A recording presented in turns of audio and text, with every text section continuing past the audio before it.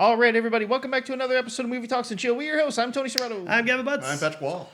In this episode, before we get started, I do want to bring up, we do have another storm. This one's actually going to be, this episode's going to come out when the storm comes out. Run, bitch! He gonna kill you! So, sorry we didn't get you a further advance notice, but Yeah. if you don't have the news or TV or Facebook or any social media or anything Or else, friends. yes, then you probably should have already known. But we do have another one. It's going to be potentially a direct hit in this area. This will be the first one in over 100 years if it does directly hit us. So that's exciting. Yeah. I'm Luckily- tired of breaking records. Yeah. Well, the storm surge we had on the last one on Helene a couple weeks ago or a week and a half ago was the first storm surge in over 70 years. This will be the first direct hit in this Tampa Bay area in over 100 years. So maybe not yay, but you got to see something in your lifetime. This is already reminiscent of 2004, where they, where we had 4 named storms hit. We're on number 3. Yeah. That's the one that eliminated Port Charlotte, I think, right? Yes. There's Charlie. Yeah. Yep. Old Charlie. But before we get into the topic of this episode, so for everybody for the upcoming one, make sure you get your supplies, stay safe. Pay be attention careful. to evac orders. Yep. And But if someone could just give this damn storm his stapler and unfix the glitch, Yes. we might be okay. but Yeah, also, I'm a little pissed that this one is called Melvin is coming towards us. It's Milton. Milton. Milton? Either way. You know what? Melvin's better. Hence the Office Space movie. Yeah. It's a little slow.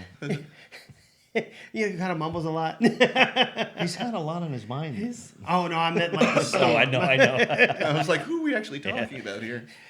Milton or Patrick? He's still here. Yes, I know. All right, I we'll haven't talk about changed him. the locks yet. We'll talk about him later. But I do also want to bring up for the previous one because people are still recovering from the Helene. Yeah, we're all pretty much like shaky shelter dogs at this point. Storm surge. I do want to bring up yesterday there was a friend, Chicago Dave, that we know.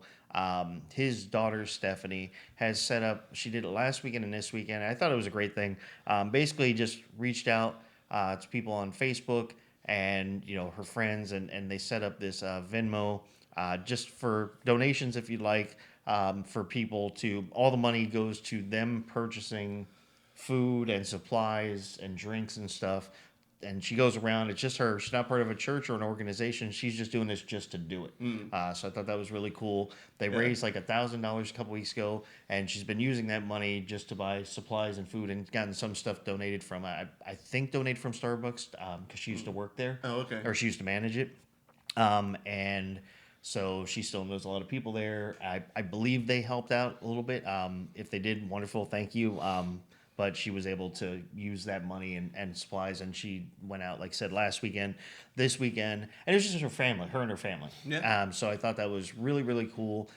People were very, very appreciative of it, but they did they were doing a lunch and a dinner, so they go out there in the day for lunch or in the afternoon and then go back out in the early evening. She just finds like these posts on Facebook with people that are, posting in their neighborhoods, the devastations, and then you see all the stuff out in the streets that people had to get rid of, and that's how she finds them. So she just drives around and finds these locations but it's all, she does not use any of the money for her fuel or anything or her time. It's strictly her just going out. Her and her daughter, Dave's granddaughter, went out there with them. Her mother-in-law went out there with them. Dave went out there with them and stuff, and it was really cool to see that. So it's just, again, like I said, I just want to give kudos to her, Stephanie. Thank you for what you're doing with that. And for anybody, if they do want to donate anything, their Venmo is at Helene-Help 2024. So that's at Helene, Helene -Help, HELP, the number 2024. So if anybody wants to, they're doing a lot of really good, nice things. And they did a lot, like they did pizzas one day. For the lunches, they did pub subs and just the bags of chips and stuff, ice cream, iced coffee from Starbucks, all the different things like Danishes and cheese and cakes from Starbucks and stuff like that, waters, juice boxes. But they also were going around with supplies like things of paper towels, baby wipes, bleach, batteries, gloves, all the stuff that people were needing. So just wanted to give a shout out to that and let you guys know about that Venmo account. They are doing a wonderful thing. And again, it's not a part of an organization. It's just an individual trying to do a really good thing for people because, they made it through and she just wants to pay it forward and help out. And she's going to need all the help she can get with this next storm, too. Oh, yeah. Yep. So, we'll see what they continue doing with that. But, yeah, just want to give a shout out to them and Chicago for bringing it up to me to let me know about it. So, very cool. Thank you, guys.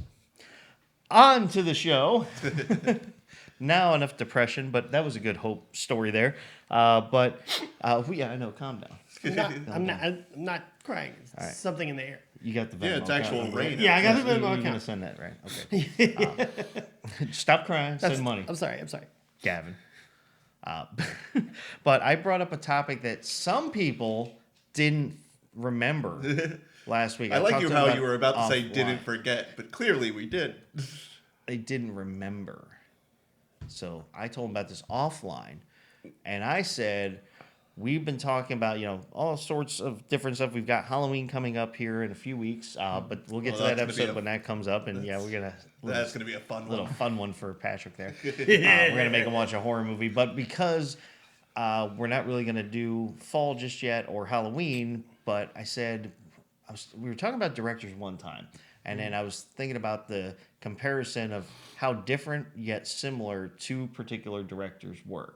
And two completely different eras of movie making. All right, it's clicking. Finally. Ding, ding, ding. And the survey says. So, for this episode, we're going to be talking John Hughes versus Judd Apatow. So, not versus who is better. It's going to be more of comparing them because John Hughes and Judd Apatow, or I should say Judd Apatow because it came later, is very similar to John Hughes in terms of they use a lot of the same people. Right. Or, at least a couple of the people They kind of have the the same movies. style group of individuals they look for. Yeah. While those individuals may change, the character that they play, but all of them are kind of the same group that are in there. Yeah, so I was like, well, they're very similar. They both do comedy, different styles of comedy. Mm-hmm. John Hughes was more of the 80s style when the teen kid movies were at their highest, I think. The Brat Pack that wasn't the Brat Pack. Yeah. Which there is actually, for those from bringing it up, there's a documentary on Hulu. I don't know if you can find it anywhere else. I think you can, though. It's called Brats. And it's Andrew McCarthy wrote or directed it. It's a documentary about the term the Brat Pack for all the kids that starred in a lot of the John Hughes films, or even during that era, maybe not a John Hughes film, but all the guys that starred together. And basically... because I don't think Demi Moore was actually in any John Hughes, was she? I don't, but she was in St. Elmo's Fire. Okay, yeah, so, that's true. And because Judd Nelson and Emilio Estevez and Andrew McCarthy were in that movie. Emilio! Or no, I don't know. Emilio wasn't in St. Elmo's Fire, I don't believe. But Judd Nelson, Ali Sheedy, and who else was there? But there were multiple people in that movie. But I never realized that you heard the term. They always use that term for them. But this documentary is about how they all hated that term. Oh, really? And apparently, and it basically just came up in an interview, right? It started as an interview. Coined in there. Yeah. So it was Emilio Estevez was getting interviewed. In a movie. This is back when he first started, his early career, and it was this one reporter, and he started thinking of the Rat Pack and stuff, and he wanted to do a pun on that, and he just came up with this term, the Brat Pack, because this was the first time where younger actors were the star of the movie, were the stars of the movies, and they were young, so he was kind of trying to do a little zing on him. He really didn't think at the time. I believe he said, because they do get to interview the guy that did the initial interview, that at the time he didn't really think much of it, it was really going to be that damning to him. But apparently it hurt them all severely because they're like, we're professional actors. We take our lives seriously in our careers. And so a lot of them didn't want to do movies together anymore. Oh, really? And they try to avoid because they thought that if they did, it was going to be just succumbing to the phrase or to the little coin saying. So this guy accidentally, but that's the whole thing is Andrew McCarthy going around trying to meet up with all the people again and kind of talk to them about how they feel about it, how it's affected them or their career and stuff. So it was an interesting documentary. It's pretty good. Nice. So going back to based on the John Hughes thing, you have, like I said, the teen type movies, and then So you when have you Judd hear Apatow. of John Hughes, you think of Pretty in Pink, 16 Candles, The Breakfast Club. I I don't think of Curly Sue from 1991, which I've seen and loved. Yeah. He's Yeah, done a lot more movies than I thought. The old John Hughes. Yeah. Oh, He yeah. even did the remake of Flubber in '97. I didn't know that. Well, you've got, the ultimate class. So most people, like you said, are thinking of those big classics and like Ferris Bueller's Day Off, which is interesting Club. because, Breakfast Club. I think you said Pretty in Pink already. Yep. 16 Candles. 16 Candles, Uncle Buck, Weird Science. You can't forget Weird Science. Weird Who Science. was Fast Times at Richmond High? That was not him. That was not him. No, I don't believe so. I don't think so. You know what John Hughes is also known for? All 6 Beethoven movies. Yep. I only remember the first one. Beethoven second, Beethoven's third. Beethoven the 4th, the 5th, and Beethoven's Big Break. And his big break. Well, he also did Some Kind of Wonderful, and of course, the ultimate classic, and it wasn't a teen-based movie, it was Planes, Trains, and Automobiles. Yes. But he also did Home Alone movies. Oh, yeah. Yep. I believe, though, I want to say... I don't think he did 3. I think he did 1 and 2, but not 3. Yeah, I don't... Well, I think 3, went straight to video or something. I don't even Probably. think that made it might to have. theaters. I only remember the best thing No, about he that. did Home Alone 3 and 4, Okay. which Macaulay Culkin was not in. I only remember because I watched 3, but the only thing good about it was, young ScarJo. You know what movie's on here that I haven't seen in years? Baby's Day Out. Baby's Day Out. I love that movie. If you don't know Baby's Day Out, it's about like a little baby who just crawls out of their crib, crawls out of the apartment, crawls onto girders, starts foiling gangsters just by being in the background of something. It's an adorable little baby, and it just crawls around for 90 minutes, but it's hilarious. Well, he was part of... Now, not all these did he full-on direct, but he was a part of, so whether he was a producer on it. Like the vacation movies. Yeah, and like The Great Outdoors. Oh. If you saw that. I love that movie. So there's a movie, though. That's what introduced me to John Candy. Was it Planes, because I'm, not as... Oh, I was a little younger. Yeah. But that was the movie that I was... Big Bear. Big Bear chase me. Well, there was a movie called She's Having a Baby, and it's with Kevin Bacon. Okay. And in that movie, they have people from these other movies that make cameos as their actual character from the... So, Roman... Interesting. So, Dan Aykroyd... Yeah. He has a small part in it where he's Roman. I can't remember their last name in the movie, in The Great Outdoors. Yeah. But, so he's in there. But, yeah, I mean, there's just a ton of movies that, John Hughes has been a part of. But then you go into Judd Apatow, who is, pretty famous for, one of his biggest that most people know automatically is 40-Year-Old Virgin. Yes. You think of, was it Knocked Up? Did he do that? Yes, he did. Up? Yep. He did that. I also believe he did This Is 40, technically the sequel. Yep. Now, did he do, and I'm pretty sure he didn't he do I Love You, Man? Possibly. Let me check. Let's one person have the Apatow, and one person He have did Hughes. Forgetting Sarah Marshall. Oh, that's right. Yep. And Knocked Up. Yep. Yeah, we already went over Knocked Up. Oh. I'm What about looking Knocked Down? into this movie What about Knocked Down? called Drunk, Stoned, Brilliant, and Dead. The Story of the National Lampoon. Oh yeah. So that is That's how they got it started as like the college paper. but it was originally the Lampoon was, it was a paper in Harvard, at Harvard, and it's Doug something I can't remember, but there's another movie about it called a stupid and futile gesture, or a futile and stupid gesture, and it's basically the same thing, and it's all about them and starting the actual Okay. National Lampoons, and then going up to starting to make movies like with Animal House and stuff like that. That makes sense. Well, I was looking, like, he wasn't written and directed by John Hughes, and if you look into the cast, it says self-archive footage. I was like, oh yeah, this movie came out in 2015. Yeah.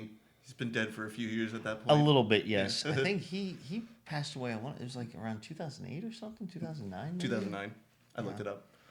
Yeah, I used to have I had an RIP picture of him in front of my desk at the place I used to work at when I heard that news. Oh. Very sad news. It's very, very sad. It's very sad. But taking like we're talking about the comparison though. So, John Hughes had like we talked about like the Brat Pack, or he was like the Molly Ringwald, Anthony Michael Hall, Emilio Estevez, Judd Nelson, Ali Sheedy, Rob Lowe, Demi Moore, technically. Oddly enough, Matthew Broderick is not considered part of that. Oh, really? But Yeah. none of the other actors from any of the other that group were in that movie. Oh. Yeah, because Charlie Sheen isn't considered part of that either. Yeah. Oh. Not like Emilio. Emilio. Or Tom Cruise. Yeah. I don't think he was.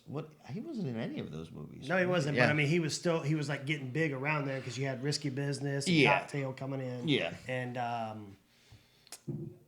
what was the pool one? Color of Money. Oh yeah. Because those were That's all a good kind movie. of those were kind of all like mid '80s, and then Yep. and then his big one with Dustin Hoffman. Rain Man. Rain Man. Mhm. Rain Man. Trying to find. But this. then with Judd Apatow, you have your guys like Paul Rudd, Jason Segel. Jason Segel. So I'm Seth pulling up the TV Rogen. show Freaks and Geeks. That's basically his entire crew. Most of them. Like Linda and Cardellini. Sure. We'll go with that. John DeLay, James Franco, Seth Rogen, Jason Segel. Oh, Martin Starr. Mm-hmm. He was what's his name from Silicon Valley. Yeah. He's hilarious in that show. He was a Satanist. Yes. Da-da-dum. But yeah, and that's where I think Judd Apatow is like one of his bigger things. He started out with that, and that was a great show, and they canceled Yeah, it after was- the one season. So it was really it was a good. little disappointing, but But like the main You know. cast of that show is usually hey, Judd Apatow has a movie. All right, I'm calling these 5 people real quick. yeah, yeah. Apparently, Adam Sandler's in the group as well. In the what? Technically in the group. In the Judd Apatow one? Yeah. Well, I mean, he did Funny People, which was Oh. written and directed by him. And I guess Yeah, it was more yeah. like just kind of bringing him into the fold because he didn't have any of his guys in there. Because, you could also say that Adam Sandler is kind of the exact same way, except he started out, acting Yeah. and then formed his own studio company, Happy Madison. Yep. And And basically then- just had all his friends And join yeah, him. yeah, exactly. And Chris Farley didn't really get in there because he didn't have the studio until after he passed. But Yeah. if he was alive, he would definitely been in there. Well, Which he was part is, of the SNL crew with Adam Sandler and David Spade. Yeah. and Which Chris is Rock. also why, like, basically, kind of Kevin James filled in that little Mm. role, or not role, but that piece of the puzzle, Yeah. because that's that comic really filled with comedy. oh yeah, well, because you think they did, when they did Grown Ups, Right. that was basically all of SNL and then Kevin James. Yeah. Yeah. But then they did, I now pronounce you Chuck and Larry together. I think Grown Ups too. Grown Ups too, but I think Happy Madison produced If the Adam Zookeeper, Sandler was, Zookeeper. and yeah. then wasn't it the Paul Blart? Did they produce that as well? I don't know about Paul Blart. He might have. he may have done it the first one and then stepped away from the second one. Yeah, But fun fact, But it did the same thing with like Rob Schneider. yeah. With The Animal, Deuce Bigelow, Deuce Bigelow, Hot Chick, Hot Chick, yeah. or no? Was it? Oh, Hot no, Chick? no, Or no. Yeah, it was the Hot hot. Chick. It was the Hot Chick. Yeah, yeah. that's right. because before he got those bigger roles, he was always like a little tiny character in every Adam Sandler movie. Exactly. And as much yeah. as I like Rob Schneider, I think that's where he plays best as Yeah. a side character. He's a better stand-up comedian than he is an actor. yeah, I- but a better I liked him in supporting Big actor Daddy. than Yeah. well, yeah, yeah. Everybody liked him in Big Daddy. All right. Speaking of Judd Apatow, he didn't direct, but he did help write one of Ben Stiller's best movies of all time. It's from the mid-90s. Wait, are you talking Heartbreak Kid. No. from the mid '90s? Actually, directly middle, 1995. Something About Mary. Nope. I'm trying to think of. I mean, personally, I liked him in. What was that? What was that one? It's not anything that you're going to think of. Dodgeball. No, it wasn't even really a comedy. It was more of a serious movie. It had, I think it was Winona Ryder, and it was basically about these kids that just graduated, from college, and they're out trying to find This jobs. is and not it- that movie that I'm talking No, about. it's not. But this was a really good movie, though. I'll think of the name of it later. But mid '90s. I swear to God, if you say Mystery Men, I will not No, be happy with but I it. love that movie, but it's not the movie I'm talking about. Good. And that came out in 96, I think. Well, why don't you tell us? The suspense is killing us. Heavyweights. Oh my God. Really? Yeah. The birthplace of White Goodman. Yeah. That's the I know. secret stitch behind it. I That's love that movie. Your favorite? Ben Stiller movie. That's up there. I don't know if Oh my God. I don't know if I'm Wow. gonna put it at number 1, but it's Wow. definitely top 5. I would say. The bus picks up around 12:15. You can find your own Yeah. way home. It's always good to be a little Savage. early. It's good. I got an umbrella if you want to hold it. Heavyweights. Wow, I haven't seen that in forever. Yeah, but it's a really good movie. I like Camp Nowhere better. We're talking summer camp movies. I mean, actually, Friday the 13th? Correction, Wet Hot American Summer. What on American Summer? And then Friday the 13th. I was kind of like always like Meatballs Yeah. with the old young Bill Murray. Yeah. Young Bill Murray. How do you not like Meatballs? I mean, they're great. With Didn't say I didn't like it. I just prefer Wet Hot American Summer Well, better. yes, it is. I think it's better. What about Ernest Goes to Camp? I like that one. Ernest Scared the shit out of me as a child. With the trolls. Yeah. Were you afraid of the Milak? The Miak. I don't know what I was afraid of, but it was definitely in that movie. You want to know where my childhood trauma starts? Jim Varney. That's where it's. Jim Varney. Wow. Well, surprise there right now. You know what I mean? You know what I mean, Burns? I saw Judd Apatow was attached to Pop Star Never Stop Poppin'. Never stopping. Never Stop. Never stop popping. But he was only a producer on it. Yeah. Never stop popping. Stop popping. That's what you say to your Colonel Corn at the movie theater. Don't stop popping. Never stop poppins. Oh, I forgot he did that. Let's see here. Do it. He was part of John Hughes was part of Dutch. I love that Oh, movie. wow. That's the one with Ed O'Neill, right? Yep. Yep. That's the one where he's actually really rich, but he's trying to teach his little shit of a stepson to be humility. Well, he's not. I mean, he's not uber rich. I mean, he does have. He's comfortable. well off. He owns his own construction company. In Yeah. that movie. Okay. So yes, he is comfortable, but he's not like. He can buy whatever he wants. Yeah. Right? Let's just put it that But way. he's not Bruce Wayne. No. Nobody's Bruce Wayne. Yeah. I'm not Bruce Wayne. I want to be Bruce Wayne. That's still one of my favorite memes. Is that there's what something right at 500 billionaires in the world, and not a single damn one of them has tried to be Batman. Yeah, right. Well, I remember a video a few years ago. They actually did the math on how much the education and the training and how long it would take. It would take $6 billion in about 10 years to become Batman. All right. Yeah. Get on it, Musk. I'm Batman. Hey, he ain't far behind. I'm Batman. So here's the thing with when it comes to directing. Now he's written most of these movies that we think of. He's written, He's written, yeah. but not directed. But the ones he actually directed was Curly Sue, Uncle Buck, She's Having a Baby, Planes, Trains, and Automobiles, Ferris Bueller's Day Off, Weird Science, The Breakfast Club, and 16 Candles. Well, that's John Hughes. John Hughes, yes. Now, as far as producing, So much more. you know, Flubber, 101 Dalmatians, he did the screenplay, Miracle on 34th Street, the 1994 version, The one Baby's with Day color. Out, Beethoven, Dennis the Menace, he wrote. He Dennis did write the Menace. Home Alone movies, but he didn't actually direct them. That was Chris Columbus that directed them. Okay. Oh, I remember him. Yep. It's my Not, buddy's cousin. not the 1492 guy. I know. Okay. I know. Not when he sold the Ocean Blue. Yes. He also did the first 2-3 Harry Potters. I believe yes, Mm-hmm. he was part of that. Yep. Career Opportunities. I forgot about that movie. Where the guy gets stuck in a Target overnight. He gets a job at a Target because basically his father's making him. You know, he basically should be working. Trying to get yeah. And he's like, got to get a job, and he's basically just like a scrub. He's got these big dreams and fantasies, but he just doesn't have work ethic or really want to do. He wants almost like get it quick, Yeah. and he gets locked in. Gets a job at overnight stocker cleaner at a Target. This is back when Target was like a thing, like first coming around here in Right. at least Florida.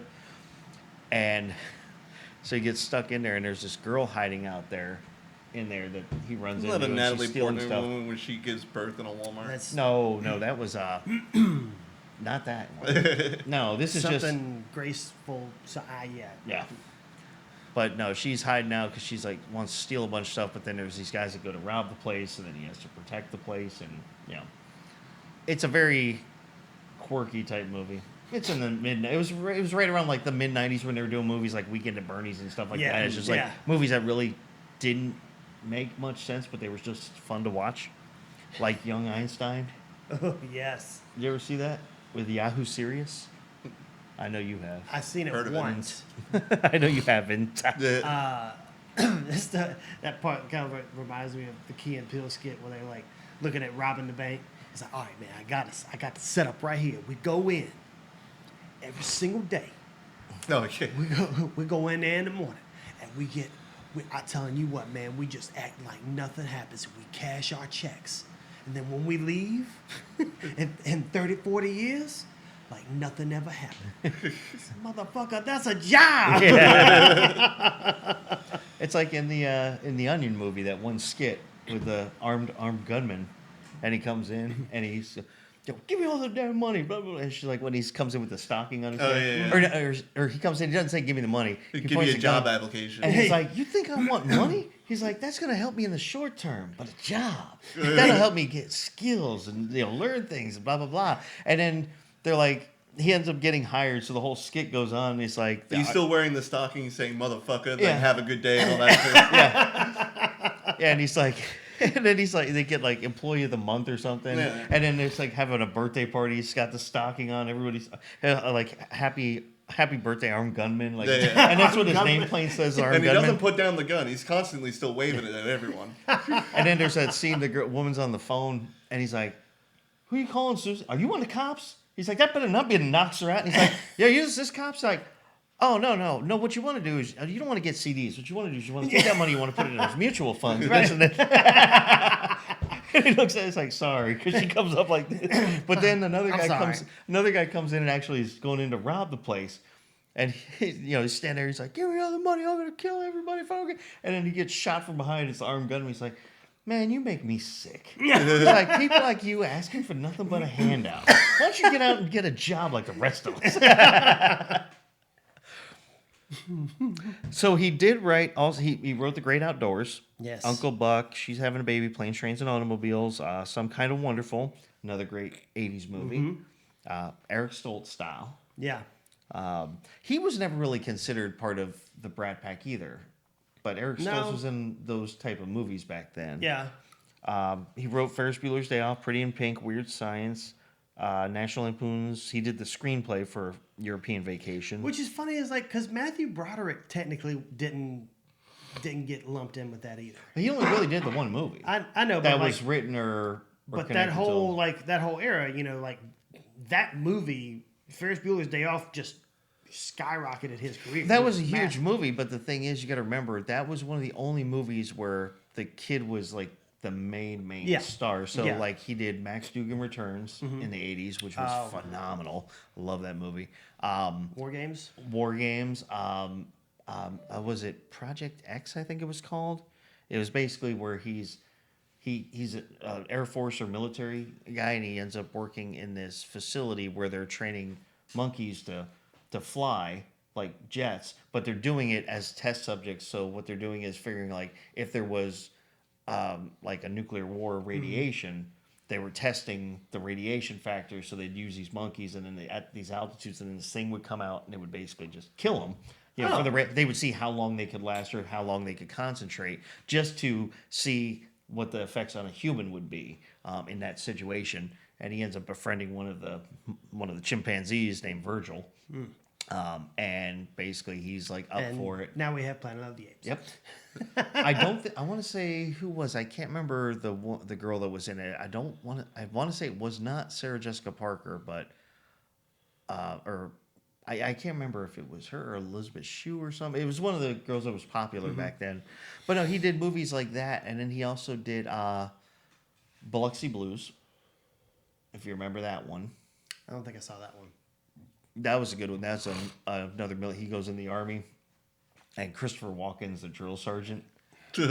Yeah. Come on, guys, you gotta push-ups. Come on, it's what are we on? One? Come on. Need more cowbell. Yeah. Yeah, I got a fever, and the only prescription is 1,000 sit-ups. Do them. But other than that, I He think, give me the watch. but other than War Games, I can't really think of many other movies where the kid was the main focus character. I mean, he might have been the main character, but there was other. It wasn't. He was like the only young person in Right, there. right. What's that Fred Savage movie? Little Monsters. Yeah, Teen I Wolf. can think of that one. Mm, but he was a teen. but that's not. Yeah, he's still not Matthew an adult. Broderick. Yeah, but just to answer your question, you're right. There's not a whole lot of movies out there like that. And the only one I can think of is Little Monsters. Oh. I mean, there's one. I mean, Goonies. Yeah. Yeah. There are ones. Thanos. I was illustrating with Matthew Broderick. That was Yeah. one of the few, which is probably why he wasn't too heavily in with the John Hughes group. Yeah. Touche. Zip it, One Eye Willie. Yeah. Shut up, Ben Affleck. Reindeer Games. We got. I forgot it was Mr. Mom was written by John Hughes. Oh, okay. Which kind of makes sense because it's got that kind of humor to it. Delta House. So I'm on Judd Apatow right now. Yeah, let's go with him. What do you think his first movie, like major motion picture, was? Is it first of all? Is it something we would probably know? Yes. Okay. It wasn't the 40-Year-Old Virgin. I don't believe it was. Was it? Mm-hmm. Before that, he did episodes of Undeclared, Freaks and Geeks, and The Larry Sanders Show. And he is, I think, an unaired pilot for a sitcom called North Hollywood. Okay. Yeah, I really, honestly, I did not think that was his very first one. I thought it was going to be like how we talked about like J.J. Abrams, where Yeah. there was like little things that you had no idea he did. No, 40-Year-Old Version was the first thing he directed. Okay. First movie, I should say. First movie. Yeah. First What was his second movie? Knocked Up. That makes sense. No Work Today. What was his third movie? It's called The Hills with James Franco and Mila Kunis. Okay. They're the only two people attached to this film. I don't know if I've Perform ever a seen scene from the hills without the help of a writer. So that was just like I don't know, something funny. Quick little snippet. Yeah. that. Yeah. Yeah, not actually a full movie. And then Funny People was the next film. Really? He went from Knocked Up to Funny People? Wow. Yeah, well, he Yep. did The Hills with James Franco, Mila Kunis, and then he was a segment director of Night of Too Many Stars, an overbooked concert for autism education. He also wrote Fun with Dick and Jane. Oh, yeah. It's a good Carrie movie. I like it. And then he also had went hard in 2008 and 9. So first off, 07, Walk Hard, the Dewey Cox story. He wrote that. Judd Apatow wrote that? Mm-hmm. Wow. Don't Mess with the Zohan. I could do without that. Pineapple Express. That definitely makes sense. Yo Teach, which was I think a miniseries. That was in the movie Funny People. That was Jason That's Schwartzman. right, yeah. His character was Yeah. getting on that show. Yo, teach. That's right. I forgot about that. You are completely correct. Yo, teach. Where's oh man, it messed me up. All right, so then He wrote something called I Am Harry Potter, starring Daniel Radcliffe. yeah, I saw that on there. It's like a documentary for Daniel Radcliffe. Daniel Radcliffe. Apparently, he helped Aziz Ansari with his TV special. So then we get into he did one episode of The Simpsons. This is 40. Girls, 10 episodes of that. I never even saw that. You never saw Girls? Nope. But I do like another movie called The King of Staten Island. I don't think I saw that. That's the one with dude from Saturday Night Live, Pete Davidson. He did that dumbass movie. He wrote the movie The Bubble on Netflix. I liked that movie. Oh. I liked it for how stupid that it was meant to be. To be fair, I'll never say no to watching anything with David Duchovny in it, but it was Right? still a bad movie. Well, it was meant to be. I think you're not appreciating is you're going into Cocaine Bear like Reed, okay? Yeah. You don't go into Cocaine Bear. Yeah, and you don't say- go full Reed. Yeah. Never go No. full Reed. No one should ever do Don't that. even go half read. Yeah, you don't even go half Reed. Reed shouldn't even go full Reed. If you hear that, Reed, Yeah, You know for a fact he doesn't listen to this Oh, podcast. put some damn sleeves on. well, let's just do a bunch of insults to him. Yeah. And be like, you fucking asshole. Be like, aha! Aha! You are a You fan. you do listen. But you know, I like the 6 foot Bubble. tall, And curly-eyed for anyone monster. that hasn't watched the Bubble, I'm not. There's no spoiling of the plot line. It's basically they're doing a movie. It was came out 2022 or 21. Okay. 22. So they're doing a movie, and it's about trying to do a movie during COVID, like the height of the pandemic. So all these stars sign on, and they fly out, and they're staying in this hotel. And my favorite one is actually Pedro Pascal, because he's like this enigmatic, soulful guy, who, and he's all about like the method. But he's also a major druggie. He's just like doing pills and shit constantly the whole time.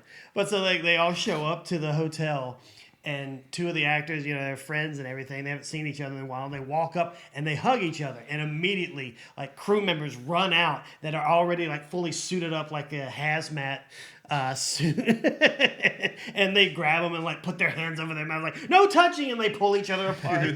I was like, that makes me feel like, yes, this feels like a pandemic movie. Yes. They went full pandemic. And full on demic, man. You'd never do that. No, never go full demic. And so like they're all intense, and they're showing them like getting the swab up their nose, and like half of them puking. Oh, do we miss those times? No. No, No. because and they had to quarantine for 2 weeks before they could even start filming. So they just locked them in their room and brought them room service. Like they couldn't leave their room. So like the Julian, oh man, what's her name? She was she's in the Marvel movies as Nebula. Oh, yeah. Julian something. I can't think of her last name. Sorry. It's all right.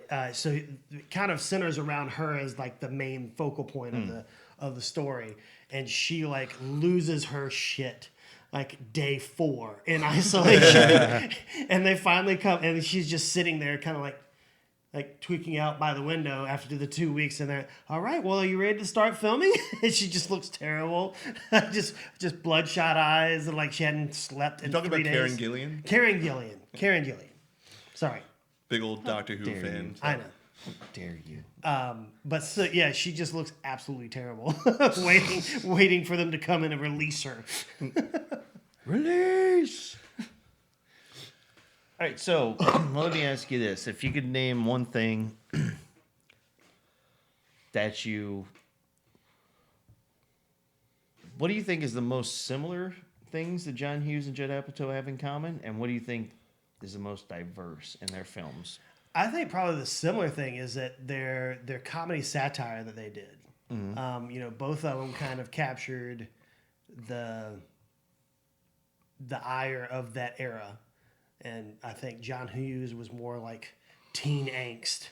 Oh, yeah. And being unseen and trying to come above where you're at from generational ties with your family and all that other stuff. And then whereas Judd Apatow kind of does more, he does that, but more, I would say, not really political, but more like global. Okay. But it's the same, like they try to do it in a comedy way and bring light to it. Yeah. Not make it serious. Yeah. Okay. And I would say for me, the biggest difference would be the time frames of the people. Oh, 100%. So, like you said, you're getting with John Hughes, it was a lot more, the majority was, like you said, the teen angst, getting through high school, the different cliques of people, getting along with people, dating, basically just getting laid is what a lot of them were aimed for. Right? Getting a girlfriend, hence Weird Science. But whereas like Weird. Judd Apatow is a lot more where the people are adults and they're either going through trying to find somebody or dealing with marriage, or this Dealing is with 40 pride, dealing yep. with being 40. Yeah. You know, it's a lot more of like He hit the 40 next twice. stage. It's Why like, is he always picking on 40? it's like when Judd Apatow was younger and met, if he was as if he like met John Hughes, and John Hughes like, all right, I'm gonna stop around in the 30s. Yeah, You kick it off 30s to 40s and go forward from you there. got middle age Yeah, all the yeah. way. That's what I would think. I Yeah, would think that. No, I can agree with that. But I also, actually, you know, the funny thing is, because I mean, they do have hints of the same type of stuff, but like, you know, like drugs and stuff. Mm-hmm. Both of them have the hints of that in their movies. So, like in Breakfast Club, and I don't know if Judd Apatow was hinting at it. Is more of like just saying, yeah, they smoke weed. no. I'm we saying just don't film it. no. I'm saying they had it in their movies. Yeah. It's Oh just no, like, they filmed it. Yeah. They filmed 40-Year-Old Virgin. Oh, yeah, that's Steve true. Carell got massively drunk and knocked up. They were doing shrooms in Vegas. Yeah. I still remember Seth Rogen in 40-Year-Old Virgin, and you got to plant the seeds, and then what? He's like, you fucked the plant. Yeah, you fucked the plant. I would it's beating the same kind of drum that what you guys were talking about, though. John Hughes, I would just say, is a little bit more of a serious kind of movie filmmaker, especially of his earlier works like 16 Candles, Pretty in Pink. Mm-hmm. And you look at Judd Apatow's original work, Freaks and Geeks, the 40-Year-Old Virgin. They kind of started off at different places, and they're kind of just coming together now a little bit. Yeah, usually more John Hughes' stuff has more moments of seriousness in it. Yeah. Like where it's that. Boombox and the rain on the lawn. Yeah, they kind of like that, but it's more. But I think his ultimate thing would be like the Breakfast Club, that whole scene where they're sitting after they all got high, or before, I think right before they got high, but it's when they're really starting to kind of get to know each other, and they're just sitting like in that little half circle thing, Yeah. and then they're talking and like One of the kids, like, I brought a gun to school, and you're like, oh, damn. Yeah, it And was they're a like, flare gun, gun. and it went off in the locker. Yeah. And that's when they all start laughing. Yep. And it's like you find out about why they're, why they do what they do. I think Anthony Michael Hall was, he got a B on a test, and he's like, you can't get that. You gotta get an A. And then Emilio Estevez, had taped the kids' ass cheeks together, and but he had, his father was pushing him to always win. You gotta win, you gotta win, you gotta win. Judd Nelson was just Judd Nelson. he was his character. He just came from the wrong side of the tracks. He woke up and chose violence on a daily basis. Yeah. I mean, also, I think violence chose him several Yeah. times. Yep. Does that look like the size of a cigar? This is what you get when you spill paint in the garage. Smoke up, Johnny. Here you go, Johnny, smoke up. You know what I got for Christmas? A carton of cigarettes. The old man looked at me and said, "Smoke up, Johnny." That was also the main plot point of Brewster's Millions. Like the old guy who died, he's like, my dad caught me smoking a cigar. He locked me in a closet with a box and said, smoke them all. And he wouldn't let me out until I did. I've never once touched a cigar ever again. I'm sick at the sight. And that's what I'm going to do with you with millions and millions of dollars. I'm going to teach you to hate money. Yeah. And it backfires because he falls in love with the woman, and she really loves money. So she's happy, man. Well, who doesn't love money? Right. I'm a fan. I like money. I like money. I like money. But that was basically the premise of Brewster's Millions. Yeah. Well, yeah, and basically he said you can either have this much money right now, or you can go for, I think it was like 30 days. Yeah, he had to spend $30 million in 30 days, but there was a clause. I think it was either 1 or 3 million he could have right then and there. But Yeah, he was something like going for the 300 million, but he had to spend $30 million in 30 days with no assets to show. Yeah, so he could only donate like up to 5% to charity or something. So he's like, you can gamble 10% or 5%. You could donate 5 or 10%, but the rest you have to spend. Yep. So, like the first scene after that, you could see like all of Lower Manhattan in this one diner, and Richard Pryor's just like, "Yep, I'll buy it, whatever they want." I mean, I could, that would be easy for me to spend nowadays. I just bring everybody to the grocery could store. fill up my gas. I was gonna say, Hey, who needs food for a month? grocery store, $30 million gone. courtside for one day. Yeah. Stop giving me discounts. The only time you'll ever hear me say that. I don't care if I'm buying in bulk. Well, it's funny too. And now when he had the guy in put all those bets on for him, and he ended up like winning almost all of them. He's like, you ain't allowed to place a bet in anywhere around this area, man. What? But yeah, but yeah, I would say they had their serious moments, but yeah, I think Judd Apatow comes out like a lot more of his stuff is purposely a little bit more goofy. Yeah. Just for that reason, and there's nothing wrong with that. I mean, it's always just He's a good funny. filmmaker. I remember he always crying and laughing watching the 40-year-old he version. he always has that one like super silly ass character. Like in 40-Year-Old Virgin, it was for me it would be Seth Green, or it could be Seth Green and Paul Rudd. Yeah. and Forgetting Sarah Marshall, it was Paul Rudd. And This Is 40 and Knocked Up, it was Jason Segel. Oh yeah. Although I would say it was what's his name that was the one that was the singer in Forgetting Sarah Marshall, the musician. Oh, Russell Brand. Yeah, Russell Brand. I can't think of his name. I would probably put him in that one. I mean, even he didn't have a huge part in it though. Yeah. I'm a little upset that you didn't put Jonah Hill in the 40-year-old version. I love the scene he was in that movie. I thought it was hilarious. I mean, It's the first time you ever saw him on camera, I think. no. He was a big boy back Grandma's then. Boy. Oh yeah, that's right. Yeah. But But I even like him. Did Superbad come out before that? no. No. No. Okay. But see, I even like him better in Forgetting Sarah Marshall, especially he's got that phone conversation with his buddy trying to buy drugs from him. He's like, "Well, I would love to sell you weed, but I'm at work. You should know that because you called me at work." I just love him in 40-year-old version. And he's like, "These are great." She's like, "Oh yeah, those are awesome." And he's like, "Well, I'd like to With buy the them." shoes. Yeah. He's like, "I'd like to buy them." And she's like, "You have to do it on eBay." And he's like, "Well, I'm here. I would like to give you money for this." And she's like, "I can't."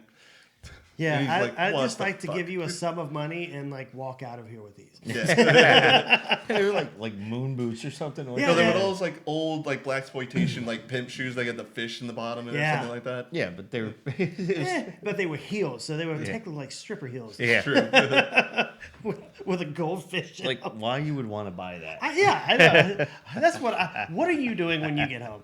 And I'm not trying to fat shame Jonah Hill, but if he tried to put those things on, those glass heels would shatter. He was not the tiniest of people back then. No, he's always fluctuated. Yeah. Yeah. He goes back and forth. Yeah. Goes both. I mean, Hey, now. I mean, you never know. It is L.A. exactly. It's 2024. It's a whole new world. As long as it's consensual, it's none of our business. Exactly. Remember that, Hollywood? Consent. No means maybe. I mean, no.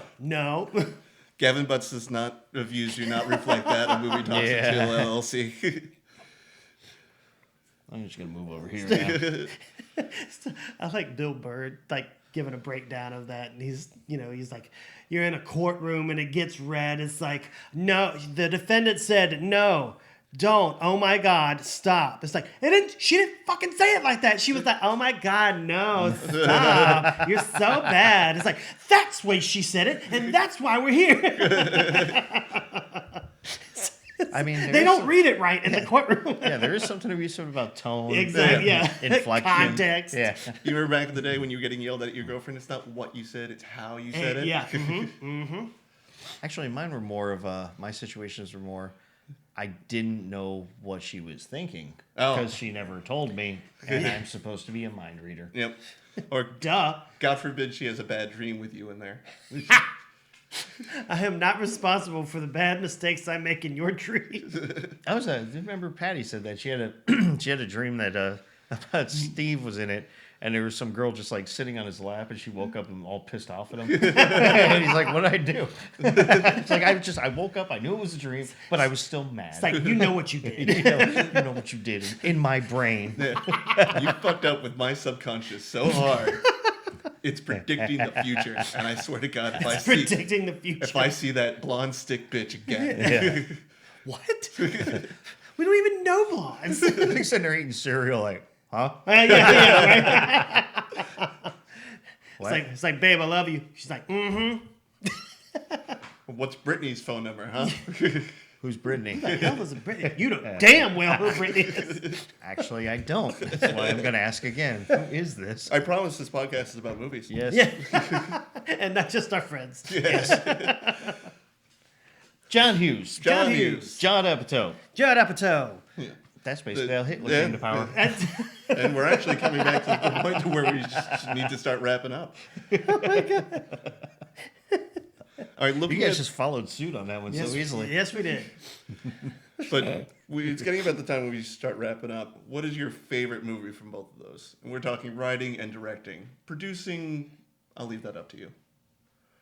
Well, it's, for John, can I just say my favorite movie that he's been a part of? Okay. Yeah. God, that is tough. It's very tough. Mm-hmm. But I'm They're going both to very good directors and writers. They are, and John Hughes. There's just so many that I really, really like for different reasons, as most things. But I'm gonna have to go with Weird Science. It's just solid movie. I just, it's a toss between like that and Ferris Bueller. Yeah. But then you get the Breakfast Club. But I would say if I have to hands down say one, Yeah. I can quote that movie up and then I can quote Ferris Bueller's Day Off too. But no, Weird Science. Judd Apatow. Even though it took a oddly weird turn or it got serious, I did really enjoy Funny People. Okay. Because I could just say 40-Year-Old Virgin, just say that, but no, I'm gonna go with Funny People on that because it had a little bit of mixture of everything, and I kind of like that. Nice. Mr. Gavin? I'd have to say with Judd, Forgetting Sarah Marshall. Okay.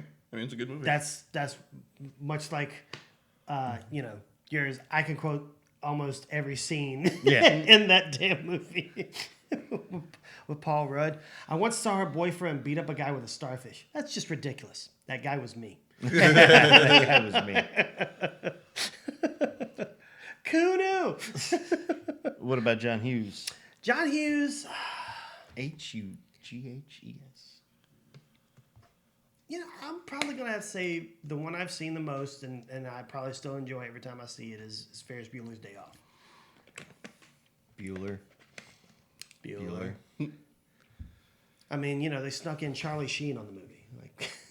Well, I will say the true. best part about one of the best parts about Ferris Bueller's Day Off is the little rant he goes on at the beginning when he's talking about the test. Yeah. He's like, I did have a test today that wasn't bullshit. It was on European socialism.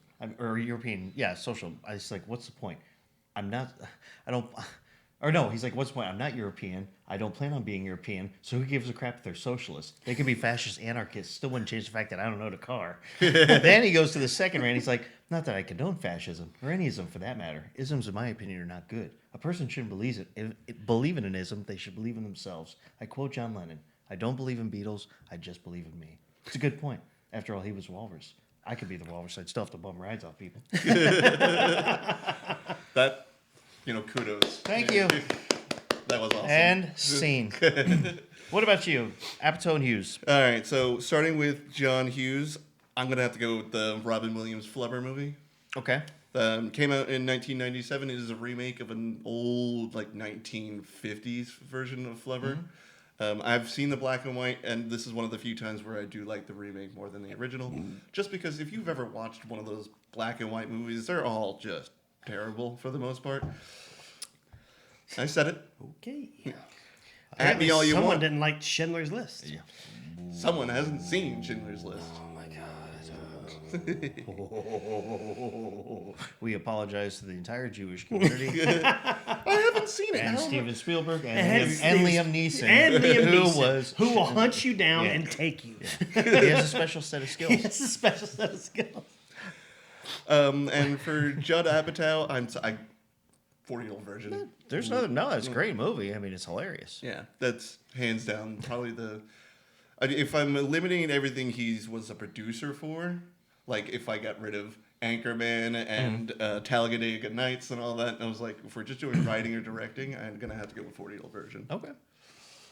That's solid. Yeah. Well, Good choice. I think all good choices. And I think we are about at a time of possibly one of the earliest scenes of Kevin Hart. yes.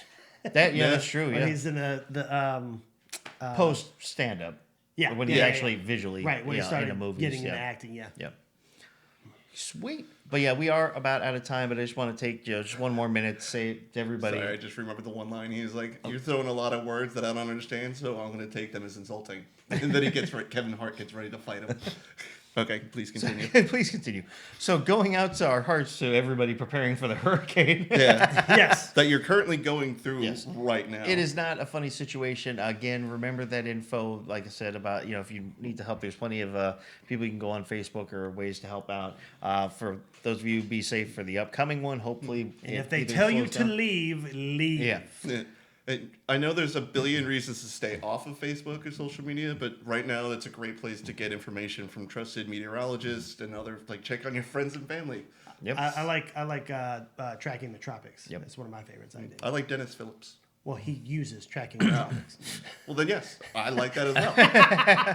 And a couple other just real quick things is that, continue watching. We are available on Elevation Movies. It's on Roku. It's a channel on Roku.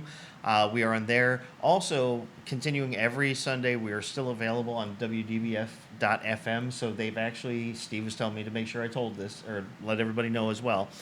So they used to have WDBF.com, WDBF.FM. It's now all going into one company, just WDBF.FM. Okay. So same station, same way to find us. Nothing's changing there. They're just I'm sure combining. there'll be a small window where .com will still redirect you into Yeah, FM. yeah, but probably. they're just changing it to just straight up WDBF.FM. So it's not going to be DBF radio, it's DBF.FM. Gotcha. So check us out there. Thank you again, Steve, for letting me know. I've been meaning to bring it up, but with the storms coming up the past couple weeks, it did slip my mind, but I did remember this time. So, keep checking us out there. And if you want to watch a movie for you guys, I got a small recommendation. There's a Kevin Smith movie that came out recently called The 4:30 Movie. I actually watched it. It's very good. So if you get a chance to check it out, check it out. It is very good, very funny, and it's more about younger kids. It's not like his normal grouping and stuff. So It's not Ben Affleck and Matt Damon. no. Matt Damon. So continue to check us out. Listen to us on Wednesdays. We'll see you guys next week. But until then, for Movie Talks Chill, we're your hosts. I'm Tony Serrato. I have Gavin Butts. I'm Patrick Wall. All right, guys, take care.